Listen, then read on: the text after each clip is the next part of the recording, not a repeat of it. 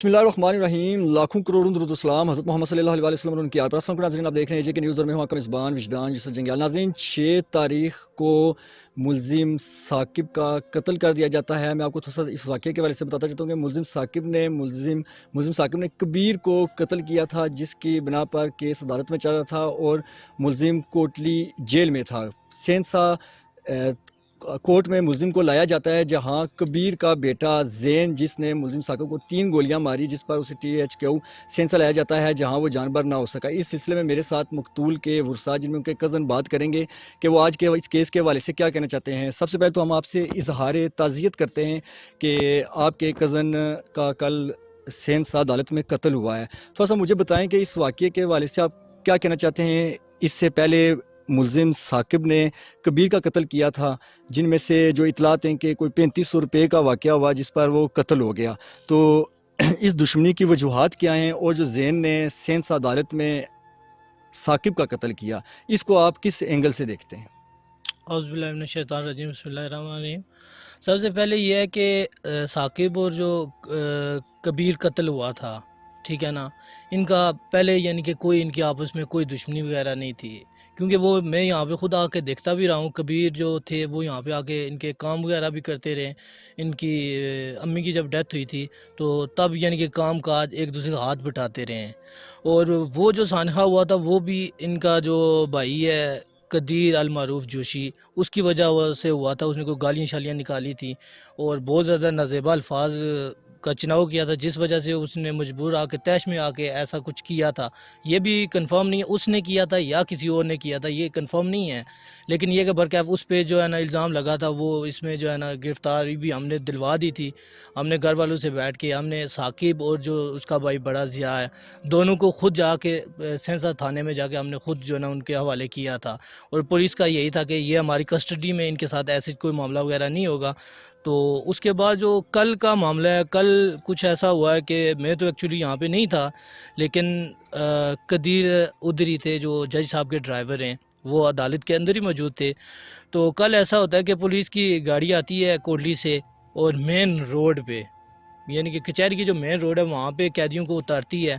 اور ان کو اندر لے کے جاتی ہے عدالت کی طرف۔ تو اطلاعات کے مطابق یہ ہے کہ ایک تو نہ تو ان کے چہروں پہ کوئی پردہ وغیرہ تھا، نہ ڈھانپے ہوئے تھے انہوں نے، کیونکہ 302 کے جتنے بھی قیدی ہوتے ہیں قانون کے مطابق یہ ہوتا ہے کہ ان کے چہرے ڈھانپے ہوتے ہیں تاکہ اگر کسی کو کوئی پرابلم وغیرہ وہ پہچانے نہ جا سکیں، کیونکہ ایسے واقعات ہوتے ہیں 302 کے جو ہوتے ہیں، ان کے جو ورثاء ہوتے ہیں وہ غم و غصہ ہوتا ہے ان کا، وہ کچھ بھی کرنے کے لیے تیار ہوتے ہیں۔ تو اس میں سب سے میجر جو غلطی ہے وہ پولیس انتظامیہ اس میں ہے، کیونکہ سب سے پہلے ایک تو انہیں گاڑی کو یہاں مین روڈ پہ نہیں ان کو اتارنا چاہیے تھا۔ سیکنڈلی یہ ہے کہ ہم نے تو پولیس کی کسٹڈی میں دیے ہوئے تھے، ہم نے خود جا کے تھانے میں اریسٹ کروائے تھے نا، تو پولیس کی کسٹڈی میں ان کے ساتھ اگر ایسا ہو رہا ہے تو یہ سوالیہ نشان ہے ہماری پولیس پہ۔ سیکنڈلی عدالت کے اندر ہو رہا ہے، تو یہ جتنا بھی ہے یہ سارا ججز پہ بھی جاتا ہے، اور دیکھ لیں، آپ خود بھی دیکھ سکتے ہیں وہاں پہ یہ جاتے ہیں۔ اگر میں اس کا آپ کو پوری سٹوری اگر بتانا چاہوں تو اس میں یہ ہے کہ یہ وہاں پہ اندر جاتے ہیں، ٹھیک ہے، عدالت کے اندر داخل ہوتے ہیں، وہاں پہ 3-4 ان کے بندے ہوتے ہیں، نام وغیرہ تو نہیں آتے مجھے، تو کہتے ہیں کہ پیچھے سے زین جو ہے نا بھاگتا بھاگتا آتا ہے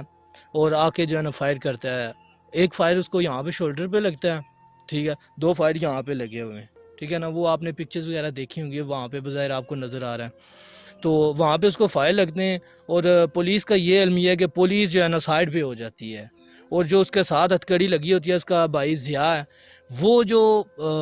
فائر کر رہا ہوتا ہے اس لڑکے کو، وہ یہاں سے کالر سے دبوچتا ہے، وہ دبوچتا ہے، پولیس وہاں پہ نہیں ہے، پولیس سائڈ پہ ہو گئی ہے، ٹھیک ہے، اور جج صاحب کا جو بیٹھا ہوتا ہے سیکیورٹی گارڈ بیٹھا ہوتا ہے، جب اس نے اس کو دبوچا ہوا ہے تو پھر وہ جا کے اسے جو ہے نا پکڑتا ہے، پتہ نہیں ٹانگ وغیرہ مارتا ہے، تو وہ اس کو لے کے ایک سائڈ پہ چلے جاتے ہیں، اور اس بیچارے کو تو گولیاں لگی ہوتی ہیں، وہ گرتا ہے نیچے۔ تو جو ہتھکڑیوں کی کیز ہوتی ہیں، چابیاں جو ہیں، وہ یعنی کہ وہ بندہ گاڑی میں بیٹھا ہوا ہے، پولیس وین جو تھی، تو وہ بندوں نے اسے کہا ہے تو وہ آتا ہے اور چابی پھینکتا ہے ایسے، اور وہ خود چلا جاتا ہے۔ یہ تو حالات ہیں ہمارے پولیس کے، اور جن کی کسٹڈی میں ہم نے بچے کو دیا ہوتا یہ ان کے حالات تھے، ٹھیک ہے نا، تو وہ چابی میچ نہیں ہوتی، یا یعنی کہ وہاں پہ بھی ٹائم خرچ ہوتا ہے، پھر وہاں سے بندے پڑھ کے جو ہے نا اس کو اٹھا کے اوپر جو ہے نا THQ میں لے کے گئے، اور جہاں اس کی ڈیتھ ہو گئی ہے، بلکہ ڈیتھ تو وہیں ہو گئی تھی لیکن کچھ سانسیں تھیں، ہمارا یہ تھا کہ شاید بچ جائے، ٹھیک ہے، تو وہ وہاں سے اٹھا کے اس کو ٹی ایچ کیو میں لے آتے ہیں، وہاں پہ پوسٹ مارٹم وغیرہ ہوتا ہے، وہ ساری رپورٹس وغیرہ آتی ہیں، ہمارے پاس آئے ہوئے تھے، ڈی ایس پی صاحب بھی آئے تھے، ایس پی صاحب آئے ہوئے تھے، سارے آئے ہوئے تھے، لیکن جو ہے نا انہوں نے یقین دہانی ہمیں کروائی ہے کہ ہم نشان عبرت ان کو بنائیں گے، ان کے ساتھ کچھ کریں گے، لیکن اس سے پہلے سوالیہ نشان پولیس پہ ہے۔ پولیس کی کسٹڈی میں اگر ایک ملزم ہے تو ان کے وہ ہوتا ہے کہ سیفٹی اینڈ سیکیورٹی ان کے ذمے ہوتی ہے، انہوں نے سیفٹی اینڈ سیکیورٹی کیوں نہیں کی؟ مین چیز تو یہ ہے نا۔ اس کے بعد عدالت کا آتا ہے، ججز کا، کہ یعنی کہ ججز یعنی کہ وہ محفوظ نہیں ہے، اگر ہم لوگ اگر عدالت کے اندر بھی محفوظ نہیں ہے تو پھر اس کا مطلب ہم باہر روڈ پہ ہوتے ہیں یا گھروں میں ہوتے ہیں، ہم تو بالکل محفوظ نہیں ہیں نا۔ تو پھر یہ پولیس کا یہ جو ہمیں جو ہے نا ہم محافظ سمجھتے ہیں، یہ تو ہمارے محافظ نہ ہوئے نا۔ اگر اتنے محافظ ہوتے تو ہم نے اس کی کسٹڈی میں دیا ہوا تو انہوں نے ان کو بچانا چاہیے تھا نا۔ یہ کچھ المیہ ہے، اب تک تقریباً 27 گھنٹے ہو گئے ہیں۔ زین جو ضیاء نے پکڑوایا تھا، اس نے دبوچا تھا یا جیسے بھی اس نے گرفتار کروایا تھا، اب تک پولیس کے تقریباً 28 گھنٹے ہو گئے ہیں، ابھی تک پولیس نے کوئی اور بندہ گرفتار نہیں کیا۔ کہتے تو ہیں کہ ہم جو ہے نا کر رہے ہیں، ریڈز وغیرہ کر رہے ہیں، لیکن ابھی تک کوئی اور بندہ گرفتار نہیں ہوا۔ پولیس ابھی بھی تھوڑی دیر میری بات پہلے ہوئی آپ کے انٹرویو سے پہلے، تو انہوں نے یہی کہا ہے جی ہم کر رہے ہیں، سی ڈی آرز نکلوائیں گے، 14 دن ہیں ہمارے پاس، تو ظاہر ہے یہ انویسٹیگیشن چلے گی۔ تو میں نے کہا مختصر یہ بتائیں کہ ابھی تک آپ نے کیا کیا ہے؟ تو وہ کہتے ہیں ابھی تک جو ہے نا کچھ نہیں ہے، وہ ایک جو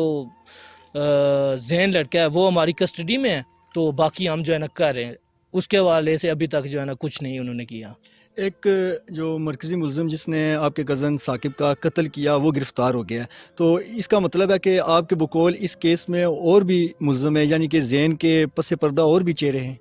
ظاہر ہے ڈیفینیٹلی اور بھی بندے ہیں، کیونکہ یہ ایک پلاننگ کے ساتھ ہوا ہے۔ جیسے کہ آپ دیکھ سکتے ہیں کہ گاڑی کا وہاں پہ مین روڈ پہ کھڑا ہونا، ٹھیک ہے نا، اس کے بعد یعنی کہ ان کے چہرے کو بغیر ڈھانپے اندر لے کے جانا، ٹھیک ہے نا، اور وہاں پہ عدالت میں یہ سارا کچھ ہونا، تو ظاہر ہے اور بھی بندے ہیں، پراپر پری پلاننگ کے ساتھ یہ کیا گیا ہے۔ اور ظاہر ہے یہ جہاں تک